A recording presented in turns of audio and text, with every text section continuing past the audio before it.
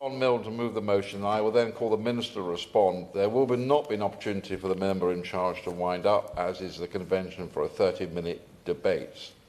It's not normal for other members to make a speech, although they can make a speech with permission of the member in charge and the Minister, but they can intervene. Order, order. John Milne to move the motion. Thank you, Sir Edward, and it's a pleasure to serve under your chairmanship. I beg to move that this House has considered the potential impact of the airspace modernisation review on local communities.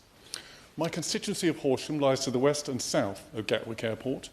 I have brought today's debate in order to represent growing concerns from residents regarding the airspace modernisation process around Gatwick, which is part of the Future Airspace Strategy Implementation South, known as FASIS. Before I start, I would like to make it clear that I wholly support the modernisation process in principle. This is a vital step if we're to improve the efficiency of civil aviation, to cut flight times and reduce carbon emissions. What I do question, however, is how we're going to get there. The process as it stands involves a significant conflict of interests. I would also like to emphasise that the airspace modernisation process is entirely separate from the second runway application at Gatwick, although it's going on at the same time and naturally gets confused in the public mind. The airspace modernisation process will go ahead whether or not Gatwick obtains permission to expand, and in fact is part of a national process also being conducted at 19 other airports across the UK. Yes, Can I commend the Honourable Gentleman for bringing this forward, and just to add and help the Honourable Gentleman in relation to this debate, and hopefully the Minister as well. For all airport modernisation reviews, the issue of sound is always of extreme importance. For example, both major airports in Northern Ireland, both Belfast International and Belfast City, have residential areas nearby. Provisions must be in place to tackle excessive noise at certain times. So does the Honourable Member agree that any airspace modernisation review must make the matter of a noise a top priority to ensure that local communities are not negatively impacted by airspace expansion? Thank you. I thank the Honourable Member for his intervention, and indeed, as I will come on to, noise is the primary issue at stake here. Gatwick Airport Limited, referred to as GAL, are a private company. As operators at Gatwick, they've been tasked with masterminding the airspace review process. They are subject to oversight from a public body, the Civil Aviation Authority, the CAA, and similarly Heathrow and other airports across the country are carrying out their own strategy implementation consultation processes for their own areas. The assumption is that each airport knows its own patch better than anyone else, so they're the best qualified to do the job. However, in the case of Gatwick, serious concerns have been raised. In particular, now that we have reached stage 3, which is the public consultation phase, many of my constituents and parish councils are concerned. They're worried about the impacts these proposals will have on public health, the objectivity of the process itself, and whether the 3 shortlisted choices actually represent any kind of choice at all. The proposed changes all involve using a new, previously not overflown flight path. Currently, planes taking off to the west climb for about 6k out before turning south to the coast. But the new route makes a much earlier turn south at about 2k out. The net effect of this change is to separate the western and southern route paths much earlier than currently, which enables a reduction in the interval between flights from 2 minutes down to 60 seconds. This, in turn, would enable the airport operator to build significantly more take-off slots into their schedules. The value of that increase in capacity is enormous, potentially hundreds of millions of pounds over the long term. So, why should this change in flight path matter so much to my constituents? Because that sharper turns means that thousands of flights a year will henceforth directly overfly the villages of Rusper, Warnham and Slinfold at a relatively low height, radically increasing noise pollution, loss of sleep and other negatives. Would the Honourable Member give way on that? So, Bennett. Thank you, and I'd like to thank my honourable friend for giving way. As the member for Mid Sussex, I've been concerned for some time about potential expansion at Gatwick Airport, in particular the bringing into use, commercial use of the emergency runway. Does my honourable friend agree that should that decision go ahead and be approved, actually the problems he's outlining in this morning's debate will only be exacerbated? I thank the honourable member for her intervention, and indeed there is a suspicion that part of the reason or motive behind this is to enable an expansion which has not actually been permitted yet. In this new design, flights would be concentrated over a much narrower band of countryside. The introduction of satellite-based navigation, which is another part of the modernisation process, also has the impact of pushing flights along the same narrow route. GAL started out their review with hundreds of possible designs, but for the public consultation, they've narrowed it down to just 3. All 3 make that sharp turn to the south at 2k out. All 3 add millions to GAL's potential income, and all 3 create massive noise pollution for Rusper, Warnham and Stinfold. They are in fact not 3 different options, but one and the same. Is it really credible that by fluke they have all 3 have exactly the same financial benefit to GAL?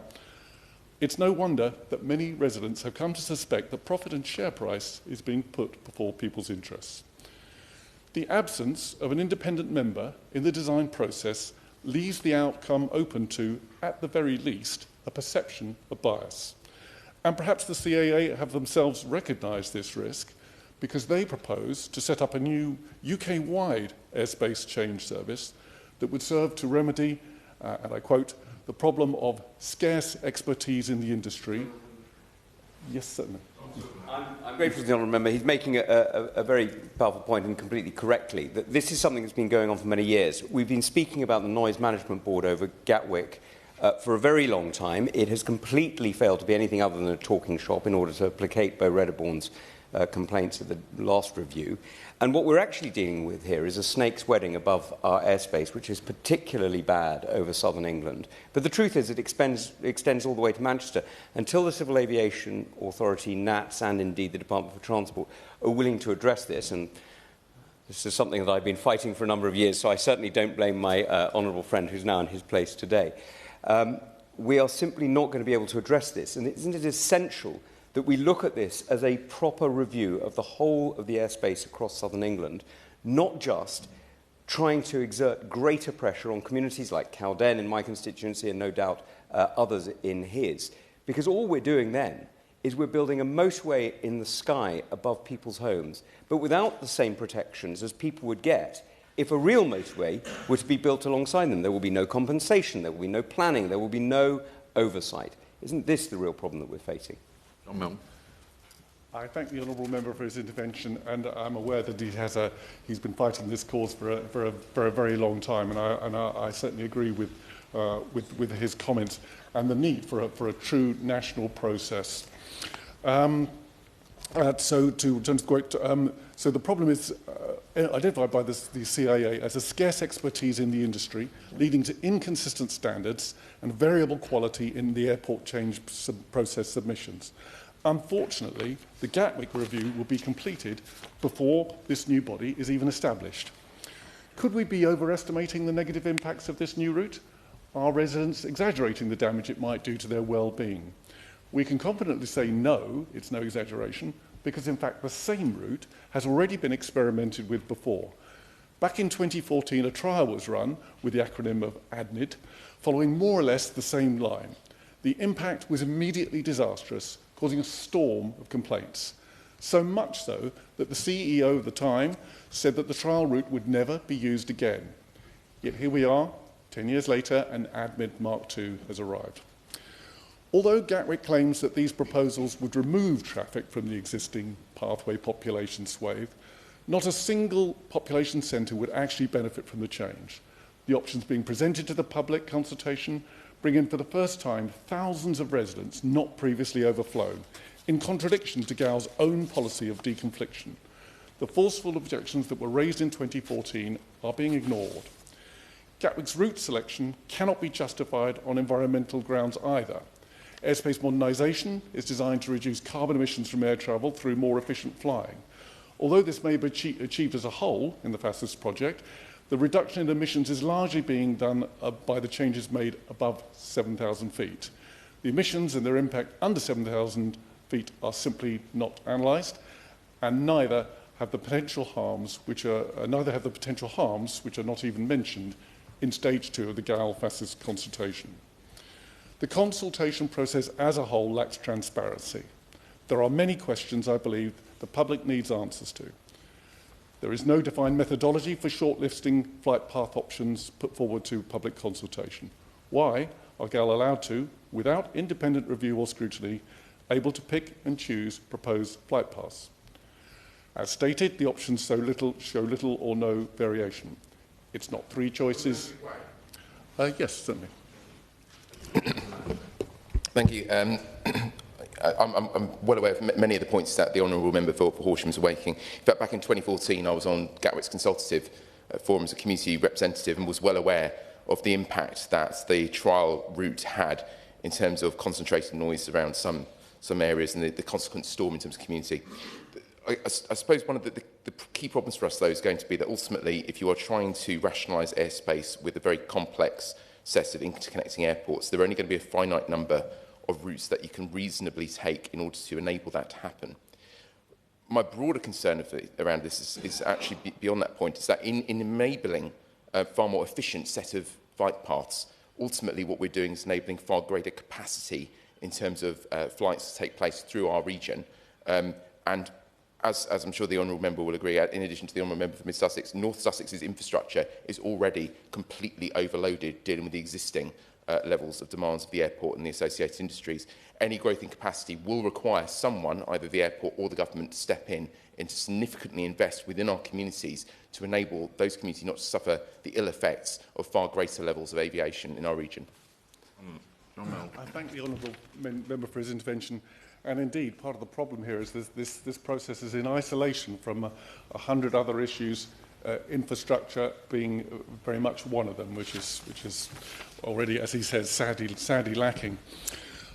So, as stated, the options show little to no variation from each other. It's not 3 choices, it's 1 choice repeated 3 times. Without sight of a genuine alternative that builds on the structure already in place, using already trafficked routes, how can the public understand the trade-offs of different pathways? It's worth noting that Heathrow has 3 clearly varying pathways in direction and geometric shape for the public to consider. If this consultation is sound, why have the CAA launched a separate consultation into setting up a national body for the review? This would imply to me that the current model of individual airports designing individual strategies isn't working. Is the current governing policy from the CAA, known as CAP 1616, up to date? And considering modernisation of satellite technology and the impact that this is having on flight concentration? If not, modernisation could have serious environmental and health consequences for communities such as mine in Horsham. And I would also ask why GAL seem to be rushing for this consultation to be implemented in 2027, when full technological rollout cannot be achieved by 2030 at the earliest, or even by 2035 in other estimates. And again, why have alternative routes been dismissed on the basis that they conflicted due to inter-airport conflict, despite there being a pre-agreed process by which to deal with this using airspace change organising group at later dates? This is not a basis on which to dismiss alternative options. Airport modernisation is a nationally important ambition, and I'm certainly not here to dispute that. Opportunities to make large-scale, comprehensive changes to the entire national network only come once in a lifetime. It is therefore absolutely essential that we carry out the process using the most up-to-date guiding principles, high levels of scrutiny, and consultations that provide a real choice to residents. Without doing so, how are we to attain an outcome that is balanced and fair to both airports and communities? If we retain the southerly route, it will make negligible difference to carbon emissions or efficiency. But the benefits to residents would be enormous. Public well-being is supposed to be a key part of this process, but it seems we're sacrificing these 3 villages for no good reason. Therefore, I ask that the process be reconsidered, such that all the communities around Gatwick and the other 19 airports can be presented with a credible and rational set of alternatives. This process must account for the findings of the recently published Fair and Equitable Distribution Report, known as FED, which was financed by the CAA specifically for this purpose. However, if we carry on as we are and take no action, we risk this important review being vulnerable to unwanted outcomes and a conflict of interest. I urge the Minister to consider again this process and ensure an outcome that will be accepted as legitimate by the public as a whole. Thank you. The question is that this House has considered the potential impact of the Gatwick airspace modernisation review on local communities. Minister. Sir Edward, always a pleasure to serve under your chairmanship, and can I congratulate the honourable member for securing this debate today, which is timely and important. Now, the UK's airspace is some of the most complex in the world, yet there's been little change to its overall structure since the 1950s. If a pilot came back to the future in a TARDIS, that pilot would be flying the same pathways as he did in the 1950s. It was a system designed closer to the time that Yuri Gagarin was in space than it was to today. So modernising our airspace can deliver quicker, quieter and cleaner journeys. Airspace modernisation will use new technologies to create direct routes, faster climbs, reduce the need for holding stacks. This means that the aviation industry can grow safely, customers will experience more reliable services, particularly needed at Gatwick, and importantly, there will be opportunities to reduce noise and carbon emissions. The first steps... I'll give way to the honourable gentleman. I thank him for giving way. In my constituency of Tunbridge Wells, there is only one noise monitor in the village of Rustall, and so whilst we're all in favour of airspace modernisation, the Minister makes some great points on that. How can we know that this won't merely move the noise problem around or even make it worse? Will the government commit to expanding the number of noise monitors in the affected communities like mine in Tunbridge Wells before we embark on the implementation of this proposal? Minister. I gently remind the honourable member that as somebody who grew up under the flight path, Sir Edward, at Manchester Airport, I remember the BA 111s, the Tridents, the Concords. I even saw the space shuttle do a low pass on a jumbo jet. Noise envelopes through modern technology are reducing considerably. And he talks about carbon. Who knew that if we actually flew our planes in straight lines, we would be reducing our carbon emissions from our aviation sector to anywhere up to around about 10%, which not just benefits every community, but benefits the planet as well. Now, the first step in modernising Gatwick's airspace affects routes heading south to the airport, as the honourable gentleman said, which have minimal interactions with other airports. In order to achieve these changes, Gatwick is following the Civil Aviation Authority's CAP 1616 process, as mentioned. This process was revised earlier this year to make it fairer, more transparent, and provide an opportunity for comprehensive engagement with local communities and stakeholders but who may be affected by airspace changes. And it may be just worth pointing out that this was a key manifesto commitment of ours at the last general election. And this is right. Given the implications of airspace changes can have on local communities and the environment, it is necessary for them to be subject to robust and transparent procedures. One of the most complex and pressing aspects of airspace modernisation is the need to design the outdated flight paths in and from our airports, such as those at Gatwick. Gatwick Airport participate in a fundamental component of the Department's airspace modernisation programme, the Future Airspace Strategy Implementation, known as the FARSE programme, as the member mentioned. FARSE is a UK-wide upgrade of terminal airspace involving 20 airports working in collaboration with the Airspace Change Organising Group and NATS to coordinate a more efficient airspace system. I'm happy to give way to my honourable friend. I appreciate the tone with which he's approaching this. He will know that this is a matter of some great frustration for the last few years that I've been here. The key to the FARS programme surely is about making the efficiency work, and I won't comment on his understanding of aerodynamics given his conversation about the TARDIS flying. I think that's a slightly different question. It's not quite aerodynamics exactly. And so that isn't exactly a flight route. But on this, there is a flight route, and there is extra pressure being put on communities. Now, the policy of the department, certainly up until now, and he may have changed it, was to reduce the number of people significantly affected by aircraft noise. And yet, in a community like Cowden, right next to where I live in West Kent, there is enormous pressure going to be applied from a flight every 20 minutes to one every 100 seconds. Now, clearly, this is a major change. So if he's looking at this files, and I appreciate that the noise management has changed in the years since he was growing up in Manchester Airport, and I appreciate his points about efficiency, and we all welcome efficiency in the aircraft routes, and we all welcome, I hope, the greater profit for the aircraft users as well, and the cheaper tickets that will come from it. But would he also recognise that that efficiency needs to be shared with compensation on the ground? If you were to build a motorway next to somebody's house, you'd like to compensate, or at least you'd require various different permissions. This should be no different. This is a motorway in the air. Minister.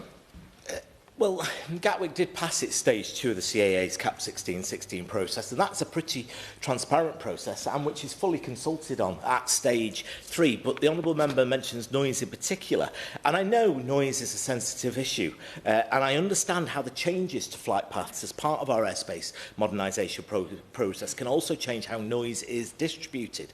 As ever, we need to strike a fair balance between the impact of aviation on the local environment and communities and the economic benefits that Gatwick, quite frankly, bring to the local community in its vicinity, but also nationally important as well. And with airspace modernisation and with performance enhancing beacons and everything, we can actually be more flexible in that airspace in going forward in the future. As Gatwick has more than 50,000 movements a year, they are obliged under the environmental noise regulations to produce noise action plans.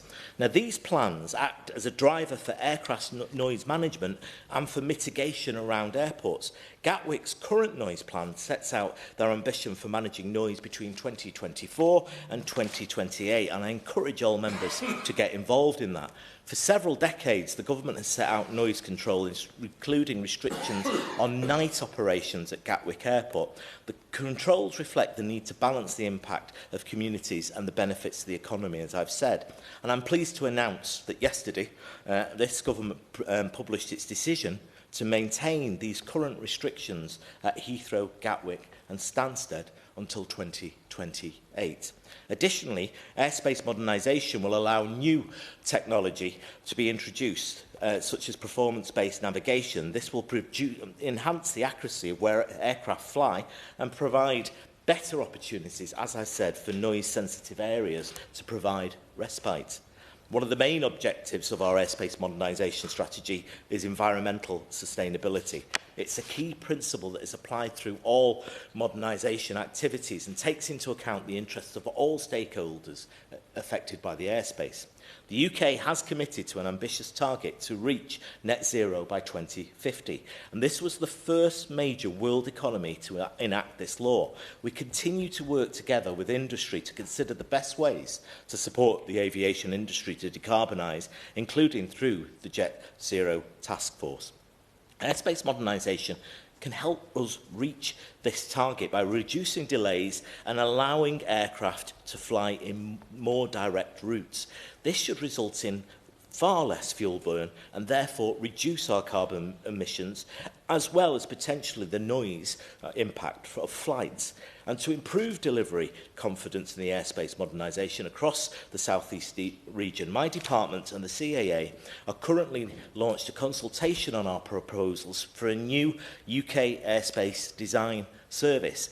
These proposals set out our ambitions to create a single guiding mind responsible for the holistic design of airspace change to the benefit of all who use and are affected by airspace. And I encourage members to get behind this change. The Honourable Member is exactly right. There isn't a vast swathe of expertise in this area in our nation, and this will actually bring together the best minds to do this to improve airspace across the whole of the UK. I'm happy to give way one more time. Thank you. I recognise you haven't entirely finished your address. However, I'm concerned that these are so far general points. And as I said at the start, I wholly support the overall ambitions to reduce carbon emissions, etc. I've got absolutely No problem with that. The issue is that two issues. Our consultation is not a genuine consultation because there's no real choice. And secondly, that we're moving away from a route which is already used, that's perfectly reasonable, there is to one that has significant resident impacts. So I'm concerned that he's not addressed those two key issues. Thank you. Minister.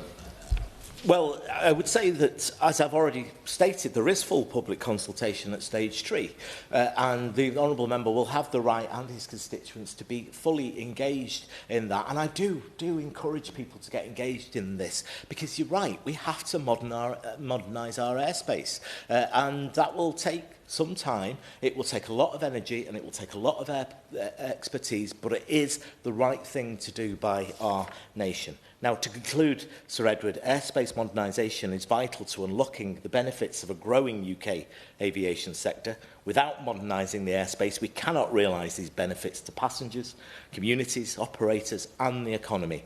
This must be achieved in a sustainable way, and one that minimises the impact, I agree, on local communities, while balancing the strategic benefits that Gatwick Airport can bring to the economy. Can I thank all honourable members for participating today, the member for Tunbridge, Tunbridge Wells, Mid Sussex and Crawley, and congratulate the honourable member on securing this important debate. Thank you, sir. The question is that this House has considered the potential impact of the Gatwick Aerospace Modernisation Review on local communities. Many of their opinions say aye. Aye. The contrary no. The ayes have it. The ayes have it. Sitting suspended until 2:30. Thank you.